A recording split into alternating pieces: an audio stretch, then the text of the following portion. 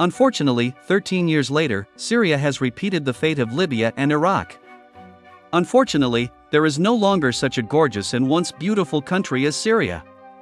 As I said earlier, in one of my recent videos, a brutal and permanent civil war will now continue in this country. And this war will take place according to the Libyan scenario. At the same time, it is worth recognizing that in 2016 and 2020, Russia had all the necessary capabilities to destroy the remaining terrorists in Idlib and completely secure the legitimate government of Syria, led by Bashar al-Assad. In addition, within 8 years, Russia could also create a so-called Russian general governance in Syria and establish trade logistics between cities such as Novorossiysk and Tartus. However, Moscow did not do this, as Vladimir Putin again believed his so-called friend Recep Tayyip Erdogan, who promised the Russian leader that pro-Turkish militants would never attack the positions of the Syrian army. And as recent events have shown, this has become a big strategic mistake by Vladimir Putin.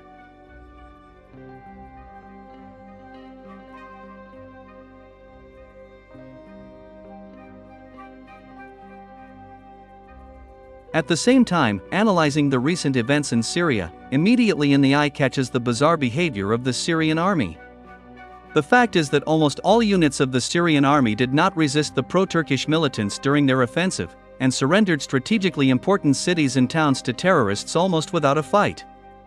In addition, during the entire time of the terrorist offensive, Syrian President Bashar al-Assad never made an official address to the people. All that time he stayed silent, which was very unusual for him. All this indicates that the Syrian president was betrayed not only by his key generals, but also by his entourage.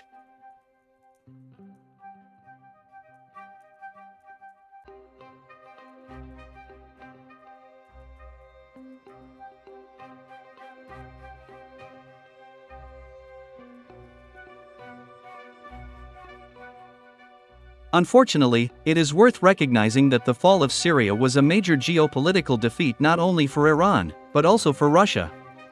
By the way, I am absolutely sure that after Syria, Iran will be the next target of the warmongers in Washington and Tel Aviv.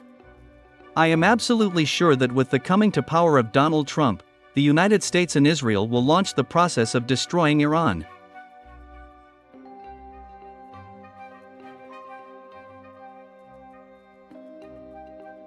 They will gradually destroy this country with the help of the so-called color revolutions. Unfortunately for Iran, there are many opposition-minded young people in this country. In addition, there has been a serious split in the political elite in Iran. Politicians sympathetic to the West, led by President Masoud Pezeshkian, came to power in Iran. By the way, this is one of the reasons why Iran did not provide military assistance to Syria and turned a blind eye to the overthrow of Bashar al-Assad.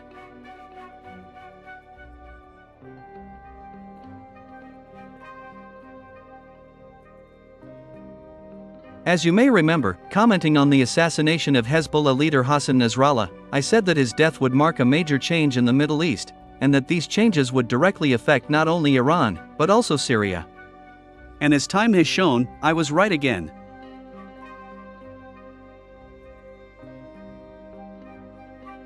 Now, after the fall of Syria, it became obvious that the terrorist attack that took place on October 7, 2023, was a pre-planned provocation by the Israeli Special Services.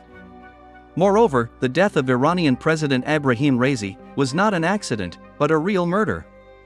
The fact is that before the terrorists' offensive against the positions of the Syrian army, the United States and Israel urgently needed to get rid of the strong and determined Iranian leader.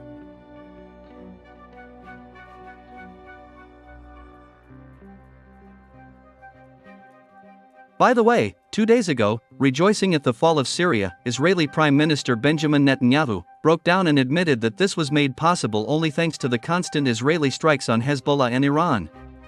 In addition, the head of Israel also officially announced the occupation of the Golan Heights.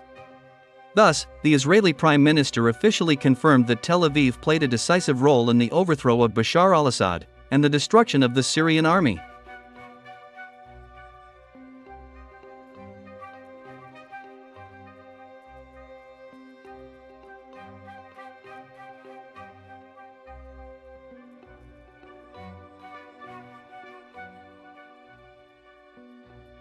Indeed, over the past 14 months, the combat capability of the Hezbollah movement during the war with Israel has been seriously undermined. In addition, the Israeli Air Force constantly launched missile strikes against the military bases of the Islamic Revolutionary Guard Corps in Syria, and did not allow Iranian cargo planes to deliver weapons to Damascus. Simultaneously with this, the CIA actively recruited Syrian generals and politicians. All this led to the fact that during the terrorist offensive, Bashar al-Assad's army did not resist and surrendered Syria without a fight.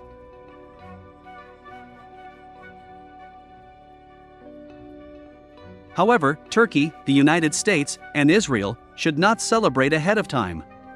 As history shows, all terrorist groups eventually get out of control and start fighting against their masters. It is obvious that the terrorist groups that have seized power in Syria will soon declare war not only on the United States and Israel, but also on Turkey.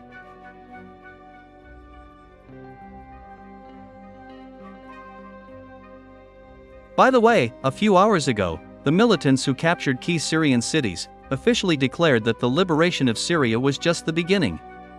According to them, the next city they capture will be Jerusalem. According to them, the capture of this city is only a matter of time. The so-called Syrian rebels claim that this must be done in order to completely liberate all residents of Gaza. Thus, in addition to Syria, the neighboring countries of the region may also plunge into chaos shortly.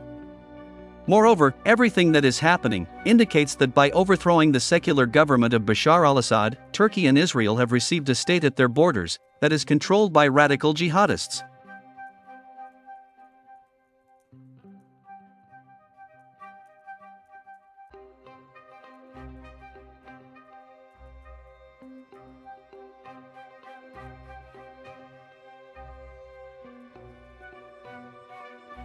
By the way, Turkish President Recep Tayyip Erdogan finally realized what kind of trap he had fallen into, thanks to the West. The fact is that by betraying Putin and agreeing to help Israel and the United States, Erdogan thought that the Turkish-backed militants would only capture Aleppo and help Ankara enter negotiations with the Syrian government from a position of strength in order to take over the northern regions of the country. However, instead, the Turkish president received a completely destroyed country and spinning out of control terrorist groups. Moreover, the overthrow of Bashar al-Assad also led to the fact that Turkey received the de facto independent state of Kurdistan near its borders. This is the worst thing that could happen to Turkey in the geopolitical arena. Now, Turkey will have to fight not only the terrorists who got out of control, but also US-backed Kurdish forces who have received their own state on the ruins of the former Syria.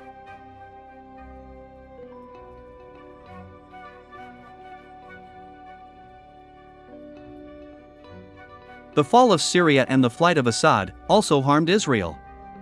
Now, Israel will have to fight against radical jihadists only with the help of its own forces, since there are now no more Shiite pro-Iranian units in Syria that have been deterring these terrorists all this time. Against this backdrop, insiders in Moscow said that in the last 72 hours alone, Israeli Prime Minister Benjamin Netanyahu and Turkish President Recep Tayyip Erdogan called Putin 5 times. According to numerous sources in the Kremlin, the Israeli and Turkish leaders have asked Putin to assist in the fight against radical jihadists in the region. In addition, it is reported that Recep Tayyip Erdogan also asked Putin to support him in resolving the problem related to the Kurds. Thus, as we can see, after the fall of Syria, the situation in the region only worsened. My dear truth seekers, let's hope that after the final expulsion of NATO from Ukraine, Vladimir Putin, without repeating the mistakes of the past, will also finally solve the Syrian issue.